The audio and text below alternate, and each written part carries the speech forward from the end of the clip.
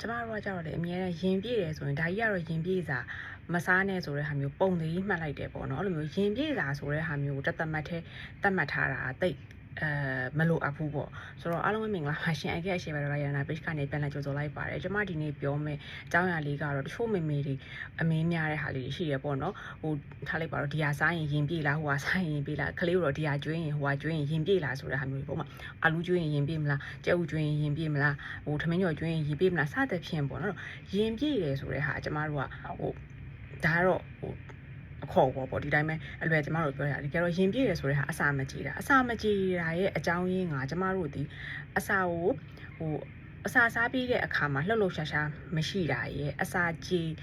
မလွယ်တဲ့ဟာတွေကိုအများကြီးစားလိုက်တာရဲ့ပြီးတဲ့အခါကျတော့စားတဲ့စားထိုက်တဲ့ပမာဏထက်ကိုပိုစားတာရဲ့ပြီးတော့ကြေညံ့အောင်မဝါးစားပဲနဲ့အလောတကြီးအမြန်အဆန်မြို့ချတာရဲ့အဲ့ဒါတွေကရင်ပြည့်ရတဲ့အကြောင်းရင်းတွေဖြစ်ပါတယ်အဲ့တော့ဒီအကြောင်းရင်းတွေကိုမလုပ်ဘူးဆိုလို့ရှိရင်ဘယ်အစားမဆိုကျွေးလို့ရတယ်ပေါ့နော်ဟိုအလွန်အကျူးပြောမကျွေးရဘူးဆိုတာကျွန်မခုနကတည်းကထည့်ပြောပြီးပြီနော်အဲ့တော့ဘယ်အစားမဆိုအဲ့လိုမျိုးအလွန်အကျူးကျွေးဥမာ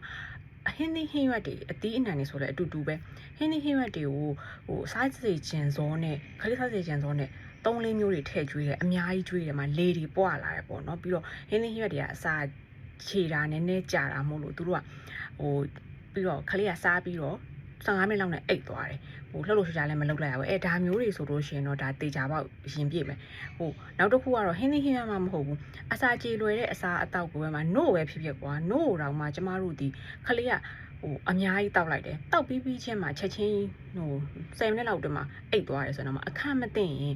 तू ကရင်ပြည့်နိုင်တယ်ရင်ပြည့်ပြီးပြန်အပ်နိုင်တယ်ပေါ့နော်ဘာလို့လဲဆိုတော့ဒါက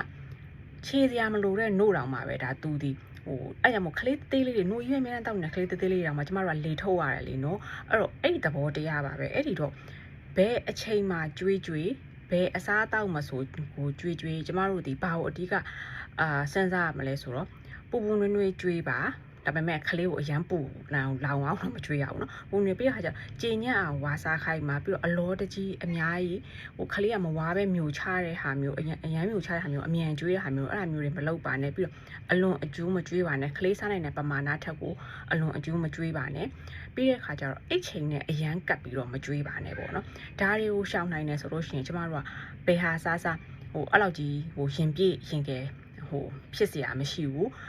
အဲ့ညနေပိုင်းကိုအဲ့ဒါကြောင့်မို့လေတချို့အစားတောက်တွေဆိုရင်ကျမတို့ညဘက်ဆိုလို့ရှိရင်မကျွေးနဲ့ခလေးရင်ပြည့်မယ်ဆိုတဲ့ဟာမျိုးအလွယ်ပြောတာဘာလို့လဲဆိုတော့အိတ်ချိန်နဲ့ကတ်တဲ့ဟာမလို့အိတ်ချိန်နဲ့ကတ်ရင်သူတို့ကလှုပ်လှုပ်ရှားရှားပြေးလွှားတာတွေဒါတွေမရှိဘဲနဲ့စားပြီးရင်ခဏနေအိတ်သွားတဲ့ဟာမျိုးဆိုတော့အခက်မသိရင်သူတို့ဒီ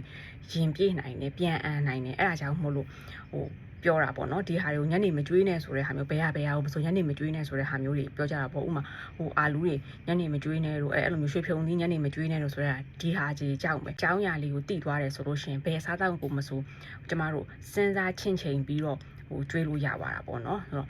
အဆုံးနေထောင်ပေးရတဲ့အတွက်အားလုံးကိုကျေးဇူးတင်ပါတယ်